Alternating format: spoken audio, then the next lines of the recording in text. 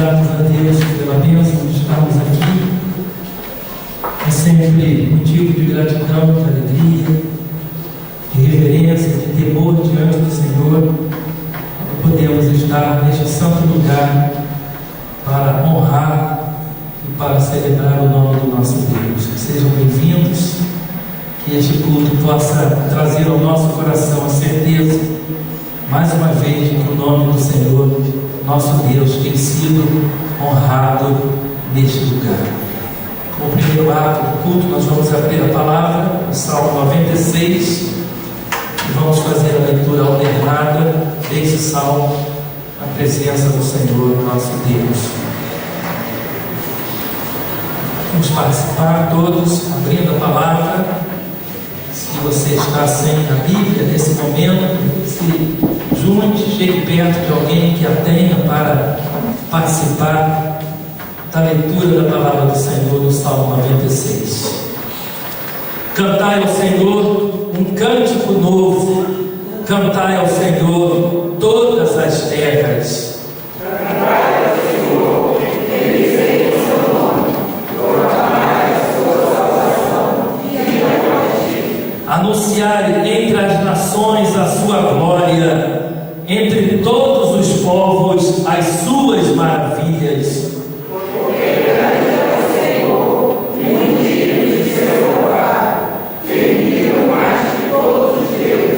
Porque todos os deuses dos povos não passam de ídolos, o Senhor, porém, fez os céus.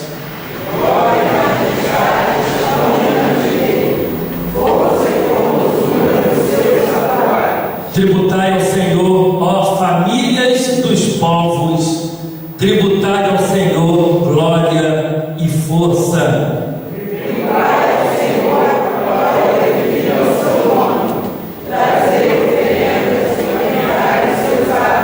Adorai o Senhor na beleza da sua santidade, tremei diante dele todas as terras. Dizei entre as nações, venha ao Senhor, ele criou o mundo para nosso trabalho e julga os povos com equidade. Alegrem-se os céus e a terra exulte, ruja o mar e a sua plenitude.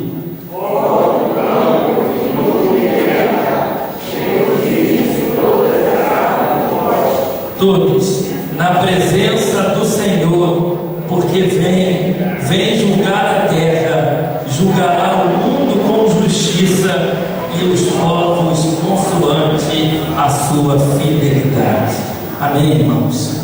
Senhor nosso Deus, com alegria imensa no coração, nós apresentamos neste momento a nossa vida diante do teu altar, em tua casa de oração, somente para o louvor do teu nome, para a adoração do nome do Senhor, porque nós entendemos que tu és digno de receber o nosso cântico, a nossa adoração e o louvor da nossa vida. Tu és o nosso Deus, Deus único e verdadeiro, Senhor dos céus e da terra, e nós desejamos, ó Pai, que em todos os atos deste culto, o nome bendito do Senhor seja louvado neste lugar, através das nossas vidas, das famílias aqui presentes, de toda a nossa igreja que se encontra na casa do Senhor.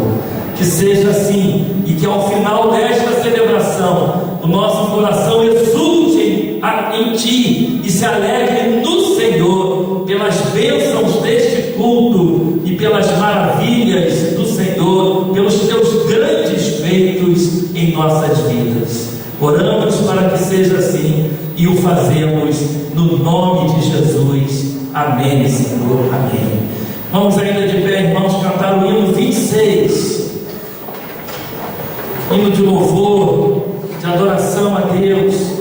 Como famílias da casa do Senhor, devemos fazê-lo com toda alegria, com todo espírito de adoração na presença do nosso Deus. Ao Deus grandioso é o título deste cântico. Vamos cantar ao Senhor o hino 26.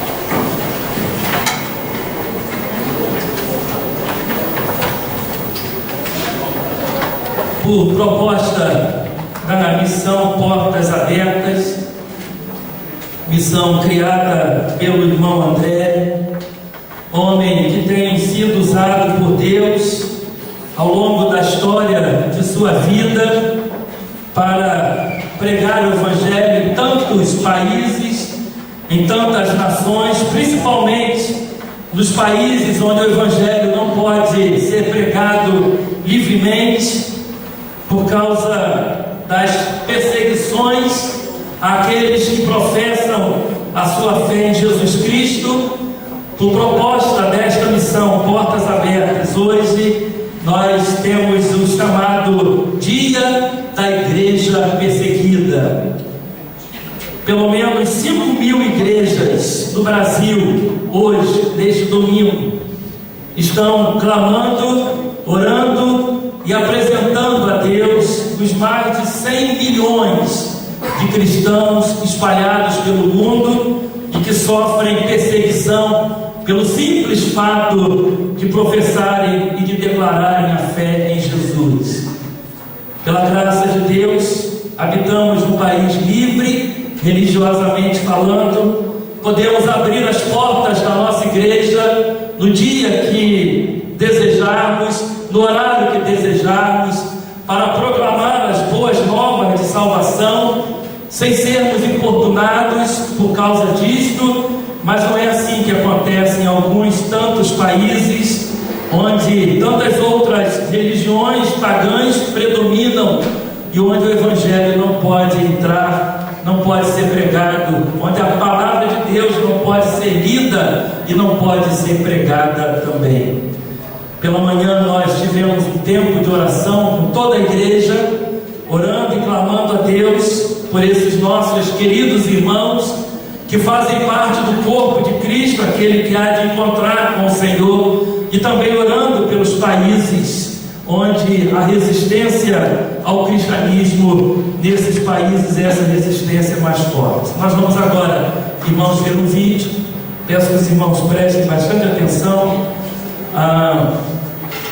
sobre esse assunto, sobre a perseguição que tantos sofrem em tantos países. Vamos ver um vídeo sobre a palavra de Deus.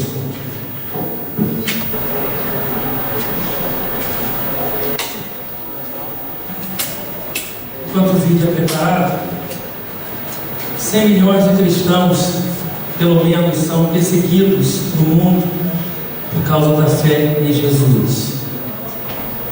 Tantos países têm esta resistência ao Evangelho. Dentre eles, 10 países são aqueles que mais resistem à pregação do Evangelho da graça de Deus.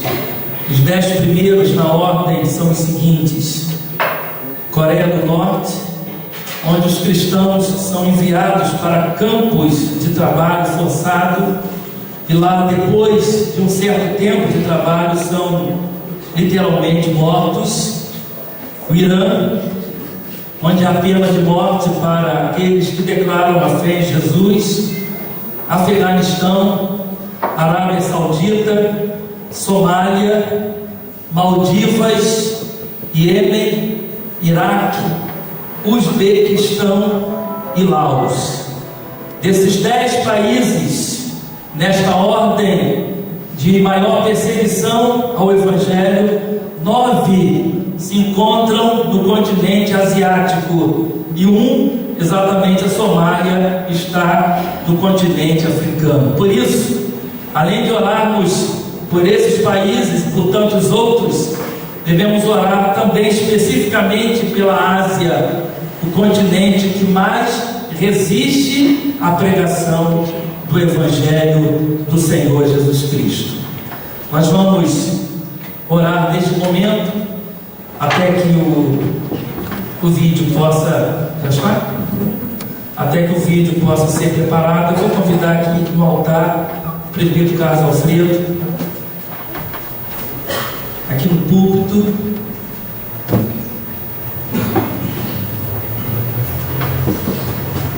E vou convidar o diácono Rogério Esses dois irmãos, oficiais da casa do Senhor, líderes da casa do Senhor, estarão neste momento orando, neste dia da igreja perseguida, pedindo a graça do Senhor sobre a vida de todos os nossos queridos irmãos espalhados em todo o mundo, que são crentes, que não abrem mão da fé em Jesus e que são literalmente perseguidos por causa da fé.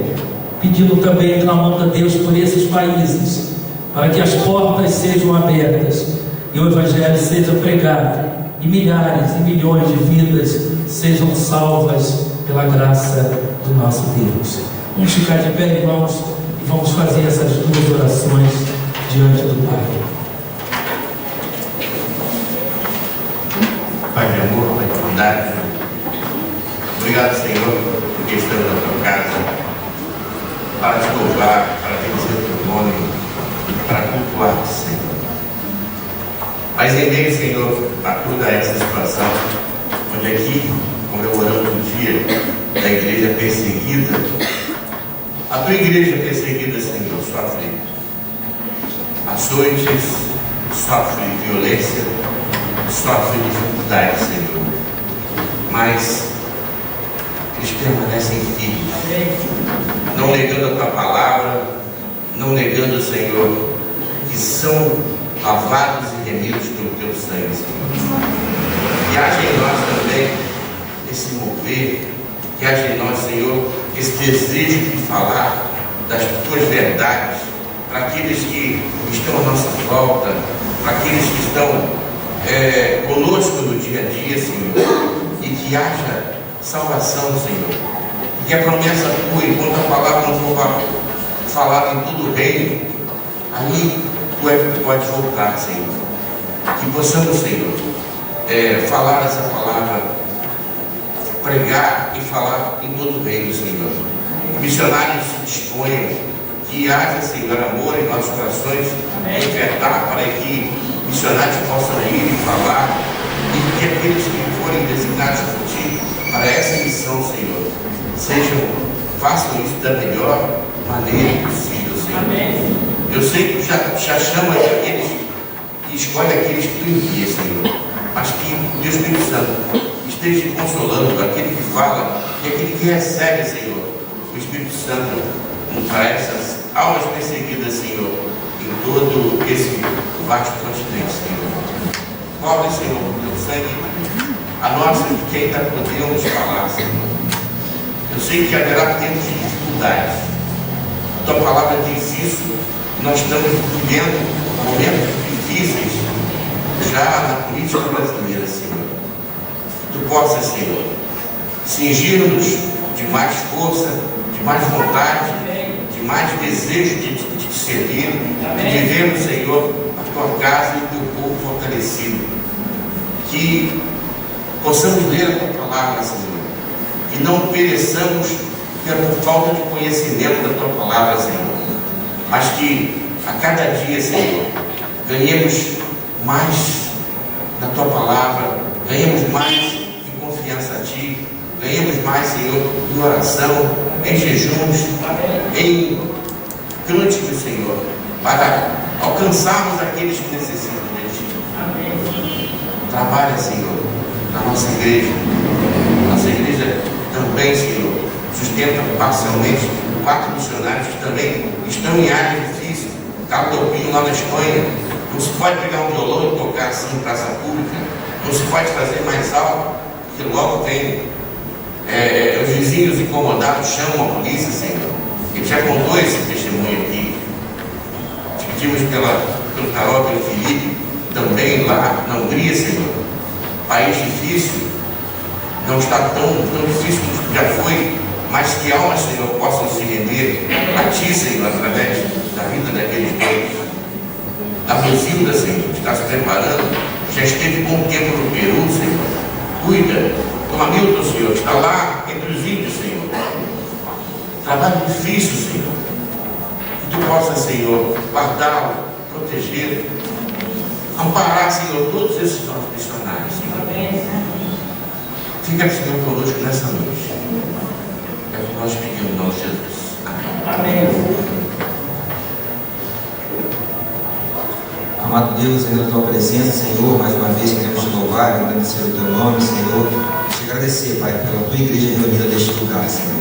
Nesse momento, Pai, também queremos continuar a interceder como igreja, Pai amado, por todos esses missionários, por todos esses cristãos, Senhor, que são perseguidos, Pai amado, no continente asiático, no continente africano, Senhor. Que o Senhor possa agora tomar cada um em tuas mãos, Senhor, derramar sobre cada um uma unção poderosa, Senhor Deus, fortalecendo os teus servos, Senhor Deus, aumentando a fé de cada um, meu Deus e meu Pai, consolando aqueles que perderam parentes, perderam os vizinhos e amigos nessas perseguições. Que o Espírito Santo possa estar consolando nesse momento, Senhor. Que o Senhor possa estar jogando por terra toda a barreira desses continentes, Senhor Deus, em nome de Jesus. Envia aqueles anjos, Senhor Deus, poderosos naquele lugar, meu Deus e meu Pai, para que haja um avivamento poderoso nesses lugares, que o teu reino seja expandido nessa terra, meu Deus e meu Pai. Ó, Senhor, como nosso irmão orou também, Pai, te peço pela nossa nação, Senhor, que o Senhor tenha misericórdia, Senhor, que possa estar abençoando a nossa nação, conduzindo as leis da nossa nação, que não seja a vontade do homem, mas que seja a tua vontade que prevaleça a nossa nação, Senhor. Abençoa o teu povo, Pai, em todos os continentes. Todos dividimos e te agradecemos com o perdão dos nossos pecados, em nome do teu Filho Jesus, Senhor. Amém. Podem sentar, irmãos. Vamos então ouvir. Neste momento, peço que os irmãos prestem bastante atenção.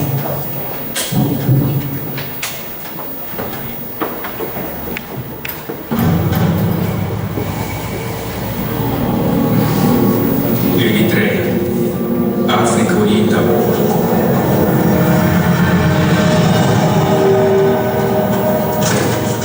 Disseram-lhe que renunciasse a ser um cristão evangélico. E ele respondeu que não faria isso. Disseram, não volte mais atrás. Ele apenas olhou para eles. Como deixar de orar? Disseram-lhe que haveria problema se ele continuasse a falar de Jesus para os prisioneiros. Disseram-lhe que seria julgado se insistisse em ler os trechos da Bíblia contra diabos na prisão. Disseram-lhe que o livro era a causa de todos os seus problemas. Disseram-lhe, desista. Desista, pois é perigoso.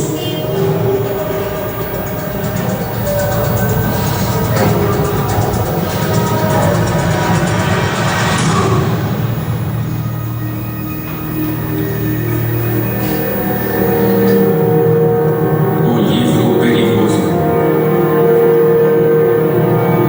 Versão brasileira, Comeve, São Paulo.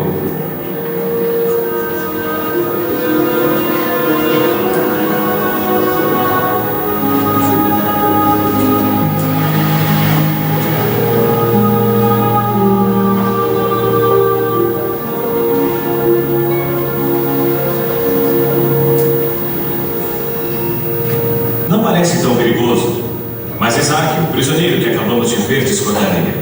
E não apenas ele, mas milhares em seu país, Eritreia, como milhares do mundo afora, afirmam que esse livro é um perigo muito grande. Para esses cristãos, o que vocês verão agora seria considerado um milagre. Observe.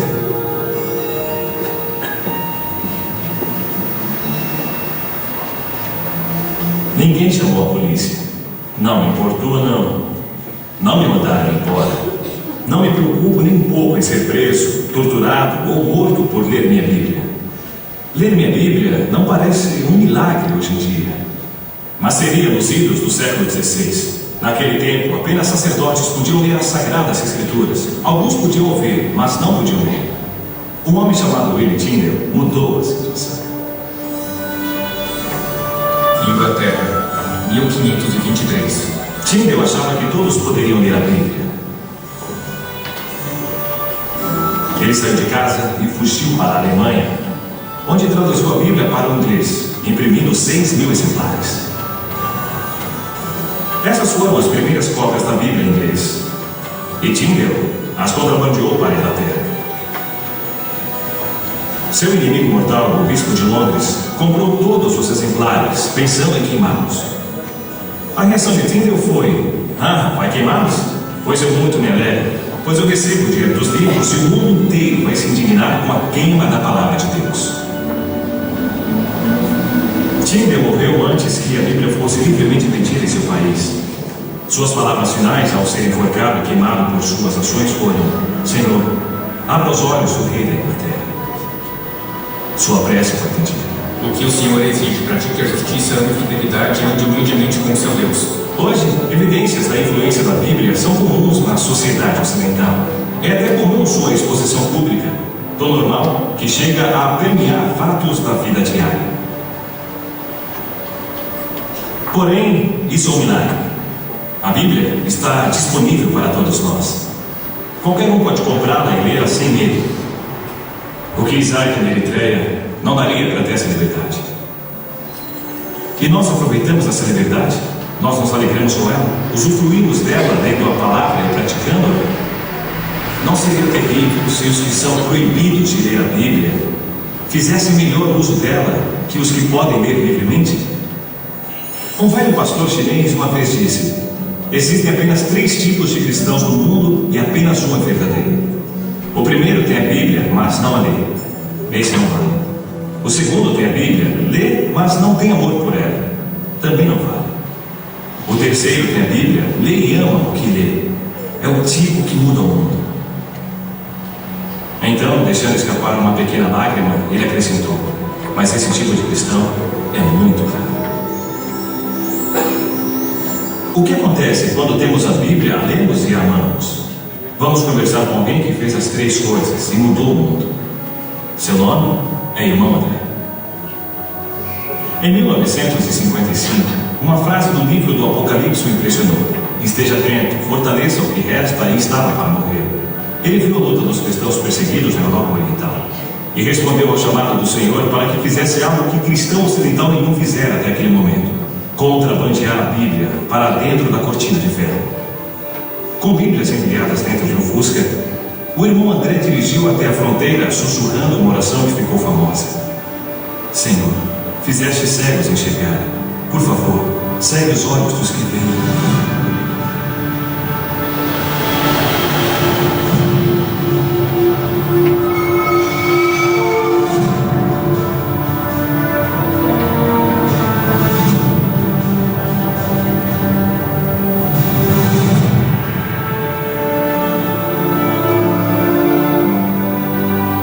Deus respondeu a sua oração. E o irmão André ficou conhecido em todo o mundo como o contrabandista de Deus. Irmão André, os governantes ainda acham que a Bíblia é um livro subversivo e perigoso. E por que eles têm tanto medo da Bíblia? Porque a Bíblia nos faz novas pessoas. Qualquer sistema no poder, religioso ou político, teme a hora em que Deus entra na vida de alguém, porque agora ela serve a um novo rei. O apóstolo Pedro disse em Atos que devemos obedecer antes a Deus e depois aos homens. De repente, quem está no poder perde o controle sobre o homem que lê o livro. Nós, por meio desse livro, nos tornamos um povo de opinião, povo de convicções tão fortes que nada as abala, mas sempre baseadas no amor, na compaixão e sempre sob o comando direto do Senhor. E quanto aos cristãos que não vivem sob regimes totalitários? Há sentido em dizer que a Bíblia é um livro perigoso, mesmo vivendo numa sociedade livre? Sim, e essa é a razão dos ataques contra nós cristãos, porque lemos a Bíblia. O método é diferente, o efeito é o mesmo. Somos muito ocupados para ler toda a Bíblia. Nós seguimos alguns trechos, passagens selecionadas, versículos. Devemos nos tornar pessoas segundo a Bíblia, ler o livro inteiro, toda a obra, pelo menos uma vez ao ano. Se é demais, você é preguiçoso. Como esperar que o Senhor o abençoe, o use e o proteja se tem preguiça de ler sua palavra, pela qual milhares de pessoas foram mortas, profetas foram mortos por ela, os apóstolos foram mortos por ela, mártires da história da igreja morreram por ela, hoje pessoas morrem por ela, e deixamos a Bíblia no estante? Há uma história de uma família na Holanda, onde eu morei. Um pequeno garoto encontrou a Bíblia da família coberta de pó. Levou-a para a mãe e perguntou: mãe, esse é o livro de Deus? A mãe olhou o livro e disse: claro que é o livro de Deus. E ele falou: por que não devolvemos, já que não usamos? Há pessoas que desejarão percorrer o caminho que você trilhou. Então, Dê-lhes um ponto de partida pelo qual poderão começar a viver segundo a Bíblia. Qual seria esse ponto? Uma das minhas orações ainda é: Deus, faz-me verdadeiro. Eu aconselho que, ao ler a palavra, diga: Senhor, fale comigo, e o que me disseres eu farei. E surgirá uma nova vida de aventura que o espantará. Deus o provará. Se Deus não o provar, eu me surpreenderei. Se você nunca for atacado pelo diabo, me surpreenderei. Mas como eu não sou digno de um ataque? Você pede por problemas quando segue a Jesus radicalmente, mas nos problemas diga aleluia, eu estou no caminho certo. Siga o livro, siga. Siga o livro. Isso mudará a sua vida. E é aí que surge o perigo. É quando precisamos que a igreja perseguida nos mostre o caminho. Durante a Guerra Fria, eu conheci um fazendeiro da Tchecoslováquia que jamais havia visto uma Bíblia. Ele pregou por 20 anos baseado em 10 capítulos de Atos e em 4 de 1 Timóteo, copiados à mão por sua mãe. Aquelas poucas páginas eram tudo o que ele conhecia da Bíblia. Quando lhe deu a Bíblia inteira pela primeira vez em sua vida, ele ficou chocado.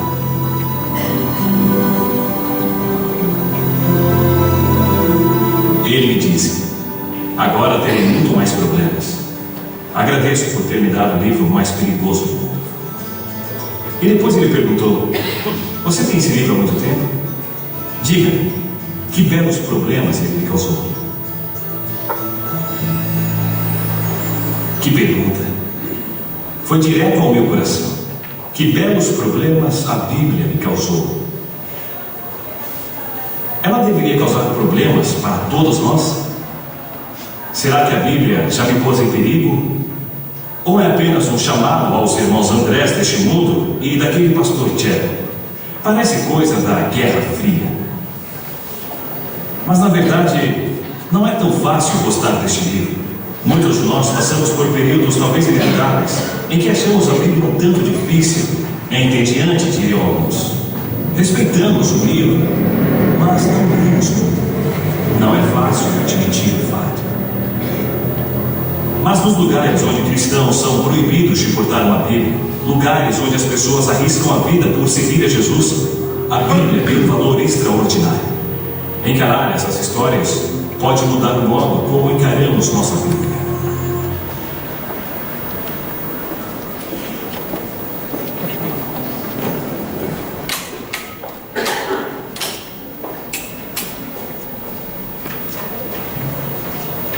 Quantos irmãos ao redor do mundo gostariam de ler a Bíblia todos os dias e não podem? Quantos irmãos gostariam de cultuar a Deus todos os domingos, em outros dias também, e tem que fazer isso nos porões desses países onde o Evangelho não pode ser pregado livremente? E a pergunta é esta: o que temos nós feito com a palavra de Deus? Nós a lemos todos os dias? A palavra do Senhor está diante dos nossos olhos, da nossa mente, do nosso coração todos os dias? Que o Senhor tenha misericórdia das nossas vidas, da nossa igreja, de todas as igrejas neste país. Que o Senhor tenha misericórdia e abençoe os nossos queridos e amados irmãos espalhados em todo o mundo que professam a sua fé em Jesus e não abrem mão desta fé, mesmo que perseguidos e até mortos. Que o Senhor tenha misericórdia de todas estas nações, que as portas sejam abertas, conforme a missão diz, para que o Evangelho seja anunciado e pregado, e tantas vidas alcancem o conhecimento da verdade, e como prometeu o Senhor, volte como voltará gloriosamente para buscar o seu corpo, a sua igreja, as nossas vidas para a presença do Pai. Que o Senhor nos abençoe e que este vídeo nos motive a lermos, a meditarmos, a estudarmos, a guardarmos, a memorizarmos a palavra do nosso Deus e a vivê-la todos os dias para a glória de Deus Pai. Amém. Vim para adorar.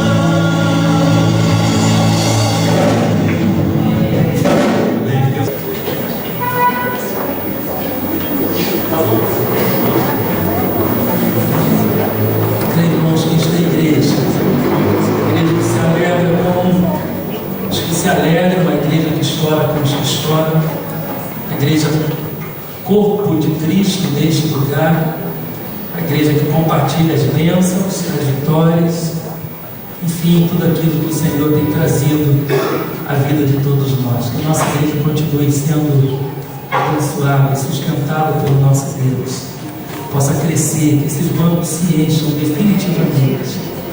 Tenhamos cultos aqui com os bancos todos cheios, e sabe, gente em pé, para o louvor do Senhor, para que todos ouçam a palavra, para que cresçamos juntos na palavra de Deus e sejamos fiéis ao Senhor. Vamos abrir, irmãos, o texto sagrado. Na realidade, creio que o Evangelho tantas vezes foi pregado neste culto, em todos os atos dele. Falamos da igreja perseguida e passamos o vídeo, os cânticos, as orações, o momento de gratidão, o testemunho dos irmãos, as vitórias alcançadas, que nós queremos complementar com uma reflexão bíblica nesse culto das famílias, pedindo que os irmãos abram a segunda carta de Paulo a Timóteo, no capítulo 1. Nós vamos ler a partir do verso 3 até o verso 14. Texto precioso. Depois vamos fazer alguns comentários, trazendo a palavra do Senhor ao coração da igreja, crendo que, na realidade, quem há de nos falar é o Santo Espírito de Deus, para que a palavra mais uma vez seja viva e eficaz e penetre mais profundo do nosso ser. Amém? Vamos abrir a segunda carta de Paulo a Timóteo. Os irmãos podem permanecer assentados. Vamos ouvir com toda atenção esse texto. Acompanhe aí com seus olhos o texto sagrado, a leitura. Dou graças a Deus, a quem desde os meus antepassados sirvo com consciência pura, porque sem cessar me lembro de ti nas minhas orações noite e dia. Lembrado das tuas lágrimas, estou ansioso por ver-te, para que eu transborde de alegria, pela recordação que guardo de tua fé sem fingimento, a mesma que primeiramente habitou em tua avó Loide e em tua mãe Eunice, e estou certo de que também em ti. Por esta razão, pois, te admoesto que reavives o dom de Deus que há em ti pela imposição das minhas mãos, porque Deus não nos tem dado espírito de covardia, mas de poder, de amor e de moderação. Não te envergonhes, portanto, do testemunho de nosso Senhor, nem do seu encarcerado, que sou eu. Pelo contrário, participa comigo dos sofrimentos a favor do Evangelho, segundo o poder de Deus, que nos salvou e nos chamou com santa vocação, não segundo as nossas obras, mas conforme a sua própria determinação e graça, que nos foi dada em Cristo Jesus antes dos tempos eternos, e manifestada agora pelo aparecimento de nosso Salvador Cristo Jesus, o qual não só destruiu a morte, como trouxe à luz a vida e a imortalidade mediante o Evangelho, para o qual eu fui designado pregador, apóstolo e mestre. E por isso estou sofrendo estas coisas, todavia não me envergonho, porque sei em quem tenho crido. Estou certo de que Ele é poderoso para guardar o meu depósito até aquele dia. Mantenho o padrão das sãs palavras que de mim ouviste com fé e com amor que está em Cristo Jesus. Guarda o bom depósito, mediante o Espírito Santo que habita em nós. Amém? Senhor, esse é um texto precioso. Nós precisamos entendê-lo, por isso nós te pedimos que na ação do teu Santo Espírito tu fales ao nosso coração. Que todos os pais, todos os maridos, esposas, filhos, netos, enfim, todas as famílias aqui reunidas possam entender a tua palavra, e que mais uma vez ela seja viva e eficaz e penetre o nosso ser profundamente. Assim nós oramos no nome de Jesus. Amém. Irmãos, esta é a segunda carta escrita pelo apóstolo Paulo a Timóteo, seu filho na fé. Paulo trazia em seu coração muita gratidão a Deus pela vida de Timóteo, pelo testemunho de Timóteo, pela salvação de Timóteo e agora também pelo ministério que Timóteo iniciava como pastor, como servo de Deus, como aquele que o Senhor, além de chamar para ser remido no sangue de Jesus, também chamado para ser pastor e ser pregador do Evangelho. E Paulo começa então esse texto usando esta expressão: dou graças a Deus. É uma expressão usual nas cartas de Paulo. Isso é algo, meus irmãos, que nós precisamos entender e trazer sempre ao coração. A certeza de que o apóstolo Paulo nos dá um grande exemplo de ser alguém sempre grato a Deus, independente das situações pelas quais passou por causa do Evangelho. Também um homem perseguido, exatamente por ser pregador do Evangelho. Mas se há algo que está permanentemente no seu coração, e que ele fala, e que ele escreve, e que ele diz às igrejas, e também nas cartas pessoais, é exatamente o fato de dar sempre graças a Deus por todas as coisas.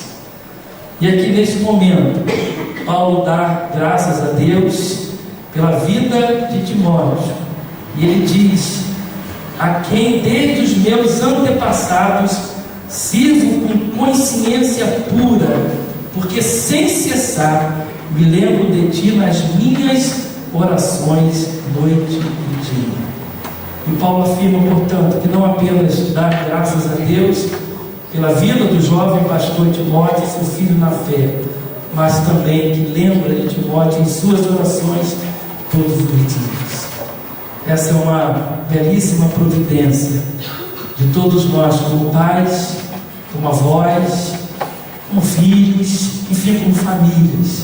Agradecermos a Deus por aqueles que nos cercam, agradecer a Deus pelos filhos na fé, agradecer a Deus pela nossa própria família, pelas famílias que nos rodeiam, pelas famílias da igreja, e também de lembrar de orar todos os dias, sem cessar, como Paulo diz aqui, noite e dia, por todas estas coisas. E agora, irmãos, Paulo apresenta 3 situações que nós queremos trazer à igreja e às famílias aqui presentes nesta noite. A partir do verso 5, nós encontramos algumas declarações preciosas, poderosas do apóstolo Paulo. Eu creio que na ação do Espírito Santo, todos nós, de forma pessoal e também como famílias, seremos abençoados por esta palavra de Deus, revelação do Senhor, se compreendermos perfeitamente o que aqui está escrito. Em primeiro lugar, Paulo fala da herança da fé. Onde está esta herança da fé? O verso 5 diz assim: pela recordação que guardo de tua fé sem fingimento, a mesma que primeiramente habitou em tua avó Lóide e em tua mãe Eunice, e estou certo de que também em ti. Nós temos aqui 3 gerações de crentes, 3 gerações de vidas que foram salvas, regeneradas no sangue precioso do Senhor Jesus Cristo. E Paulo lembra disto. E por isso a gratidão do apóstolo Paulo, quando ele diz, pela recordação, pela lembrança que trago disso, tua fé, a fé sem fingimento, a fé salvadora, a fé que nos é trazida e foi trazida ao coração de Timóteo pela ação do Espírito Santo. Não apenas um crer, como tantas pessoas podem crer, mas uma fé regeneradora, uma fé redentora, uma fé salvadora, uma fé transformadora, uma fé que faz com que a pessoa deixe o estado de não salvo para ser alcançada pela graça de Deus e ser salva em Jesus Cristo. E ele fala desta fé que habitou primeiramente na avó Lloyd. Cremos que neste caso foi a primeira a crer em Jesus. E esta avó Lloyd, de alguma forma, logicamente na ação do Espírito Santo, porque nós precisamos entender que esta herança de fé não é hereditária, não passa de pai para filho automaticamente, porque todos precisamos crer individualmente. Por mais que nós queiramos, por mais que seja um anseio do coração de um pai, de uma mãe, de um avô, de uma avó, de que seu neto, sua neta, seu filho, sua filha, que estes creiam em Jesus, nós não podemos automaticamente passar esta herança de fé, porque a fé é pessoal, é individual. Mas onde está então a herança de fé? Esta herança que passou da avó Lloyd para a mãe Eunice e depois para o coração do neto e do filho Timóteo. A herança da fé, meus irmãos, ela se apresenta no momento em que nós como pais, nós como avós, nós damos exemplo de vida para os filhos e para os netos. No momento em que intercedemos todos os dias e clamamos ao Senhor pela salvação dos nossos filhos, pela salvação dos nossos netos, para que eles cresçam diante de Deus, e que no momento oportuno, no toque irresistível do Espírito Santo, eles creiam, eles tenham um entendimento aberto e possam crer em Jesus como Salvador. Então é preciso entender que isso não é algo automático, porque quem abre o entendimento é o Espírito Santo, quem faz a obra de salvação é o Espírito Santo. Por mais que nós queiramos isto para a vida do nosso querido filho, filha, neto, neta, nós não podemos transformar aquela vida, nós não podemos colocar Jesus naquele coração, nós não podemos pôr fé no coração desse nosso querido, mas nós podemos fazer algo que é precioso diante de Deus. E aí está a herança da fé, que é exatamente orar, clamar, para que Deus salve, para que essa salvação que está no nosso coração, na ação de Deus, seja transferida para o coração dele, para o coração dela, para que estas gerações sejam assim como na geração de Lloyd, depois de Eunice, depois de Timóteo, a fé esteve no coração de Lloyd, passou para o coração de Eunice, depois para o coração de Timóteo, também nas nossas casas e famílias, isto aconteça na ação do Espírito Santo de Deus. E a partir do nosso testemunho, a partir do nosso exemplo, a partir dos nossos filhos poderem ver em nós a diferença que Jesus faz, a partir dos nossos filhos nos verem orando de joelhos, sabendo que estamos orando por eles, e que temos dado todo o ensino da palavra, e que fizemos isto desde quando eles eram bem pequeninos, quem sabe até mesmo antes de nascer. Aqui está, irmãos, a herança da fé, que não é automática, que não é hereditária, mas que pela graça de Deus acontece a partir do nosso exemplo, a partir da nossa oração, do nosso clamor, e a partir da certeza de que esta fé é pessoal. E se nós pais temos, podemos perfeitamente desejar que nossos filhos também tenham, e clamar ao Senhor para que o Espírito Santo de Deus abra o coração e abra o entendimento, para que a mesma fé que está no nosso coração de Jesus seja a fé dos nossos filhos e seja a fé das gerações que virão logo a seguir. Em segundo lugar, meus irmãos, Paulo apresenta a mensagem de salvação. Quando a partir do no final do verso 8, no verso 9, nós lemos assim: Participa comigo dos sofrimentos, Paulo está dizendo a Timóteo, a favor do Evangelho, segundo o poder de Deus. E que poder de Deus é este? Que nos salvou e nos chamou com santa vocação, não segundo as nossas obras, mas conforme a sua própria determinação e graça, que nos foi dada em Cristo Jesus, antes dos tempos eternos. Aqui Paulo reafirma a mensagem pura e simples do Evangelho, a mensagem de salvação, a mensagem da cruz, segundo o poder de Deus. Porque Paulo fala exatamente sobre isto quando escreve uma outra carta, que a mensagem da cruz é poder de Deus e é sabedoria de Deus. A mensagem que diz que lá na eternidade o Senhor planejou a nossa salvação, e ao planejar a salvação, Ele resolveu enviar no tempo oportuno, na história deste mundo, o seu Filho único, amado, o Senhor Jesus Cristo, para cumprir o seu ministério e finalmente dar a sua vida na cruz, em nosso lugar, pagando por todos os nossos pecados. Por isso nós somos salvos, irmãos, e essa salvação é tão pessoal, individual, não pelas obras, não pelo que nós fazemos de bom.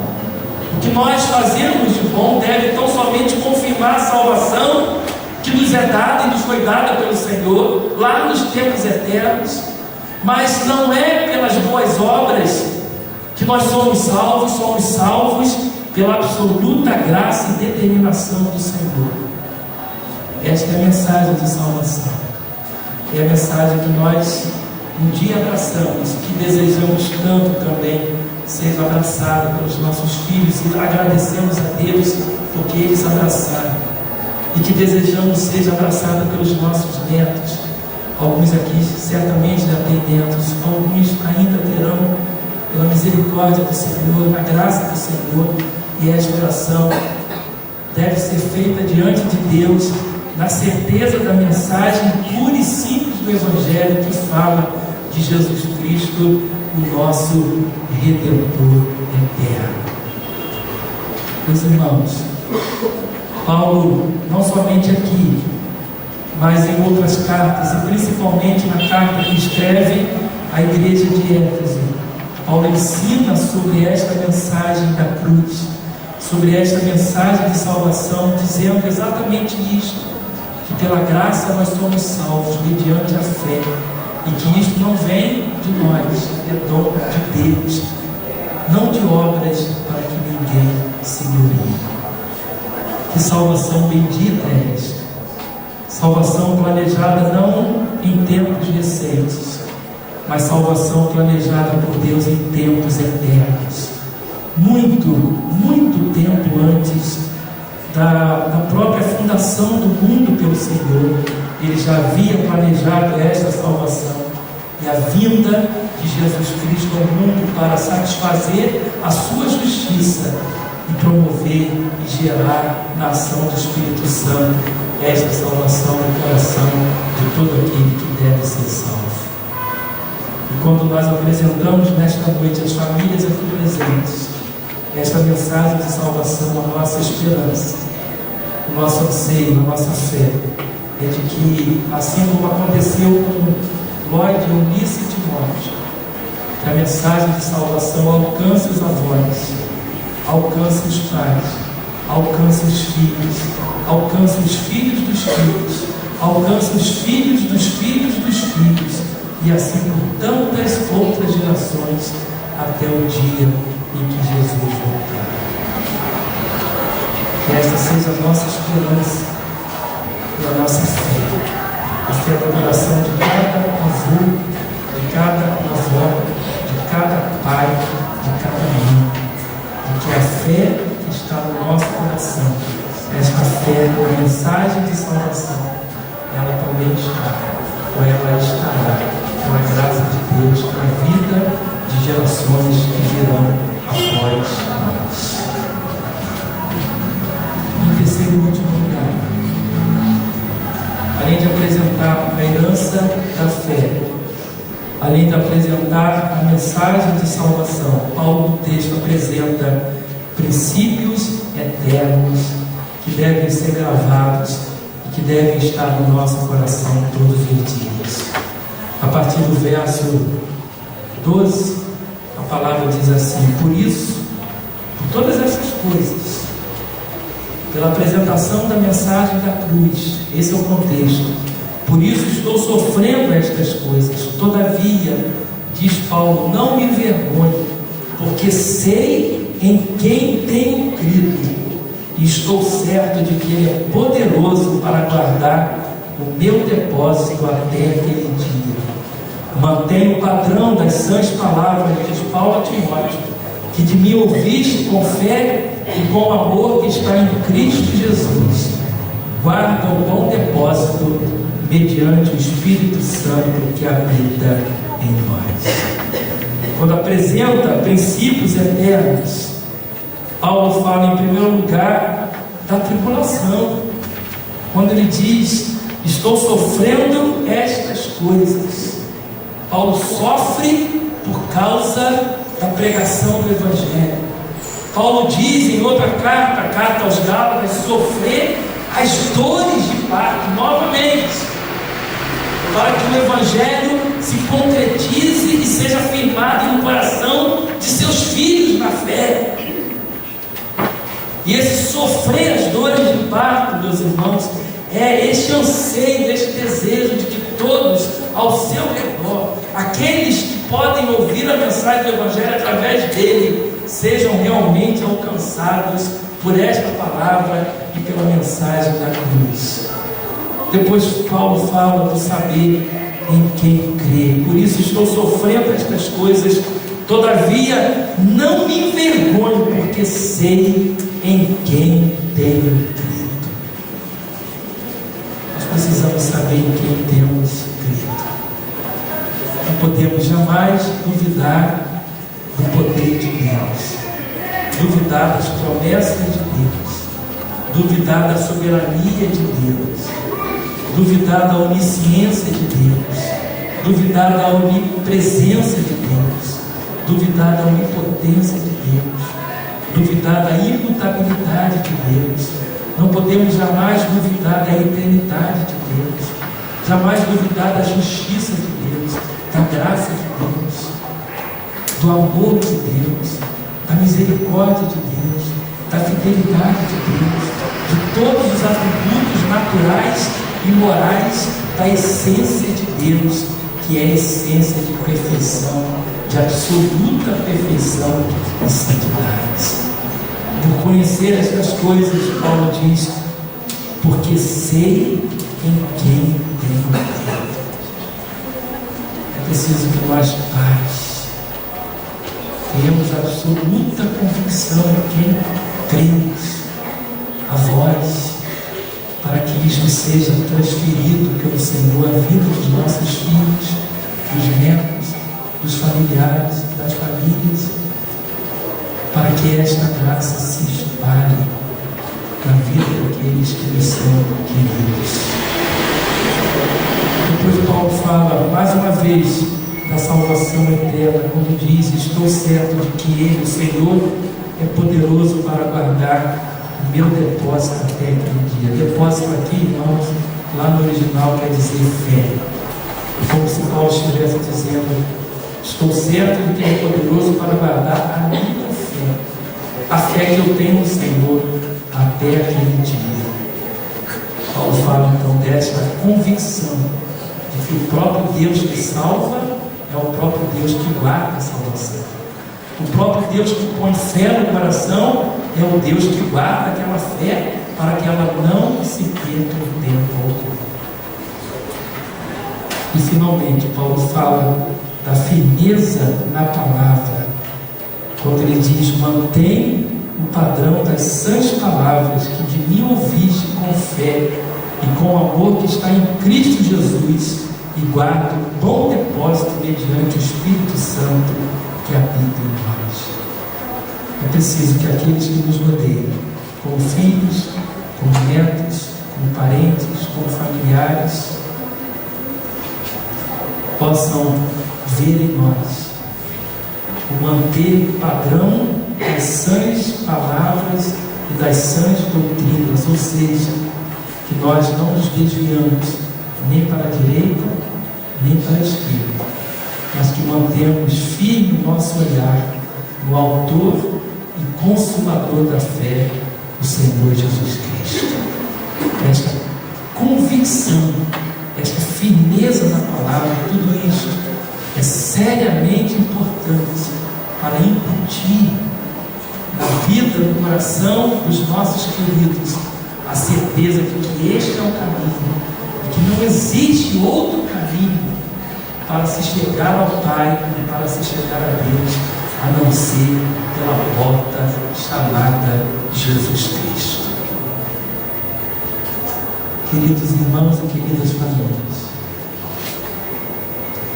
meu grande desejo pastoral no final desta mensagem é que todas as famílias que aqui estão neste momento sejam totalmente salvas e estejam totalmente salvas. Avós, pais, filhos, enfim. Mas se porventura alguém ainda não foi alcançado pela graça de Deus, que não saia daquela porta sinistra nesta noite, para que nós tenhamos famílias completas e inteiras, salvas e regeneradas no sangue precioso de Jesus Cristo. O Senhor abençoe as famílias que aqui estão. O Senhor abençoe os casamentos. O Senhor abençoe os pais. O Senhor abençoe os filhos. O Senhor abençoe os avós. O Senhor abençoe os netos. O Senhor abençoe os futuros casais, os futuros casamentos. O Senhor abençoe os namoros para que sejam de Deus, debaixo da graça de Deus, debaixo da palavra de Deus, debaixo dos princípios de Deus, debaixo das leis de Deus, debaixo do amor de Deus, debaixo finalmente da bênção de Deus. Por isso eu gostaria, antes da oração final, que agora todos nós curvássemos a nossa cabeça diante do Senhor. E você vai pedir agora aquilo que o seu coração desejar para a sua família, aquilo que você mais anseia para a sua casa neste momento da sua vida. Se é a salvação de um seu querido, peça isso, clame, confie que o Senhor pode salvá-lo ainda hoje. Se é o sustento da sua casa, o pão de cada dia, se você tem uma enorme preocupação em relação a este fato, então peça isso ao Senhor. Se você necessita de uma cura na vida de um seu familiar, tão querido, tão amado, tão diverso, então peça essa cura agora e creia que o Senhor pode curar o seu querido ainda hoje, ou no tempo do Senhor. Enfim, a bênção que você mais deseja em relação à sua casa e que está no seu coração nesta hora.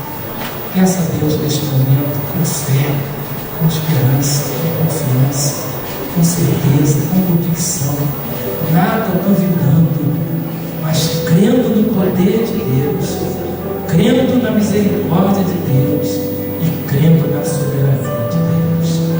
Vamos orar, irmãos, vamos curvar a nossa cabeça e vamos interceder por nós mesmos, interceder por nossa casa e apresente agora a Deus o maior anseio do seu coração em relação à sua casa. Deus que já conhece, há de ouvir a declaração da sua alma. Vamos orar.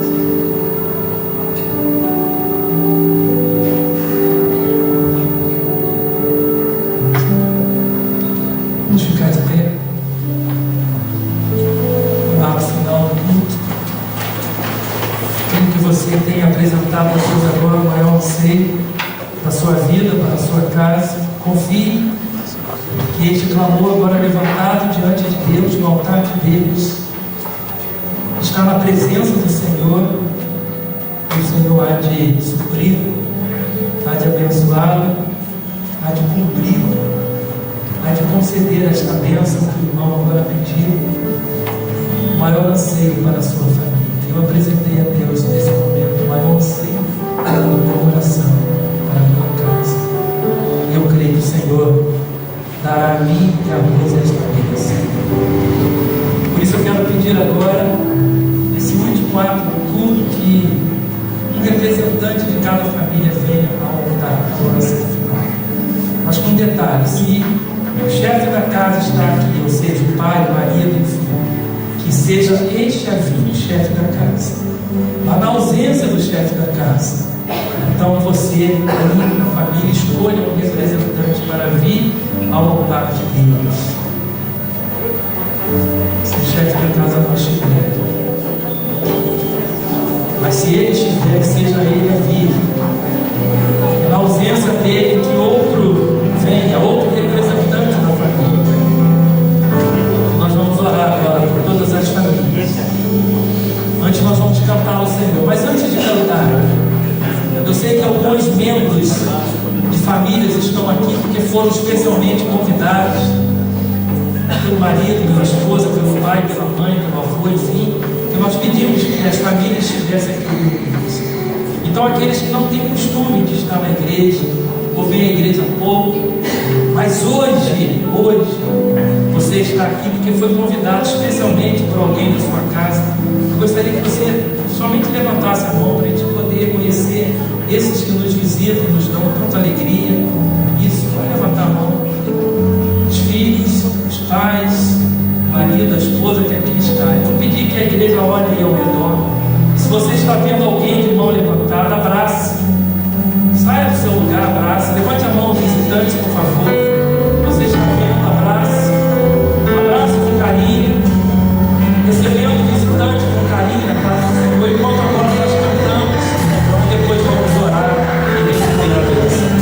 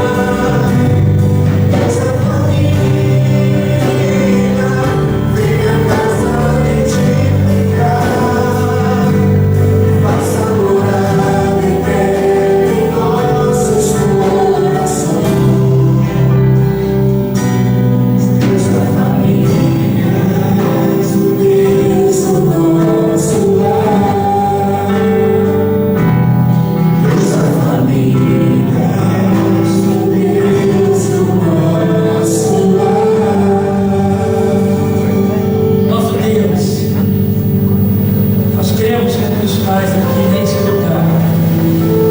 E a tua presença, ó Pai, nos anima, nos alegra, nos fortalece e traz abundante paz ao nosso coração.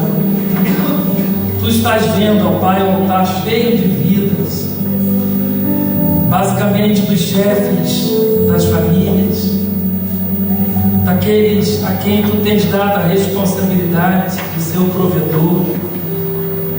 E nós pedimos a tua misericórdia sobre estas vidas agora, para que tenham um trabalho suficiente e tenham o sustento do Senhor em primeiro lugar, para que a partir desse sustento também sejam agraciados o sustento de suas famílias. Meu Pai, cada um de nós pediu há pouco a Ti uma bênção especial à nossa casa. Tu sabes todas as bênçãos que foram aqui apresentadas em clamor ao Teu santo nome. E nós te pedimos que Tu nos atendas, pedimos que Tu supras as nossas necessidades e carências, que cada pedido apresentado no altar de Deus receba do Senhor a bênção, traga a cada vida a bênção de Deus, do Deus vivo e todo-poderoso. Ó Pai querido, que nenhum pedido fique sem o carinho, a atenção, a bênção, a misericórdia, o poder e o amor do nosso Deus. Aqueles que pediram salvação para a sua casa, que a salvação venha. Aqueles que pediram cura para a sua casa, que a cura venha. Aqueles que pediram pão de cada dia à sua casa, que este pão de cada dia venha. Aqueles que pediram união na vida de todos os membros da família, que esta união venha. Aqueles que pediram paz para o seu lar, que esta paz venha. Enfim, Senhor, cada bênção pedida seja derramada sobre a vida da nossa casa, do nosso lar, da nossa família. Abençoa os casamentos, ó Pai. Abençoa os nossos filhos. Neste momento nós os consagramos a Ti. Nós ofertamos a Ti os nossos filhos. E nós te pedimos que os nossos filhos sejam teus eternamente. Que jamais se desviem da Tua casa, jamais se desviem da Tua palavra, mas que sejam teus para todos sempre, para a glória de Deus Pai. Abençoa, Senhor, os netos, na vida dos avós que aqui estão. Abençoa, enfim, cada representante da família. Abençoa todas as famílias que estão aqui completas. Que a bênção do Senhor seja derramada sobre cada vida, sobre cada lar, sobre cada família da Tua igreja, e que o Teu nome seja bendito, seja louvado, seja glorificado através de cada família, e que a nossa igreja cresça, prospere, seja abençoada pelo Senhor, que esses bancos se encham e que a graça do Senhor prevaleça aqui todos os dias até a volta do Senhor, para o louvor eterno do nosso Deus. Atenda, ó Pai, a nossa oração, recebe a nossa gratidão, o nosso louvor, e abençoa todas as famílias que aqui estão, para a Tua glória, em nome de Jesus. Amém, Senhor. E que a graça de Jesus Cristo, nosso único, suficiente e eterno Salvador, que o amor de Deus, nosso Pai, Criador, sustentador dos céus, da terra, de tudo que neles há, e que o carinho, o conforto, a alegria do Espírito Santo de Deus repousem sobre cada família aqui presente, sobre toda a nossa igreja, sobre todos aqueles que nos visitam e sobre todo o povo de Deus espalhado por toda a terra, hoje e para todos sempre. Amém, Senhor.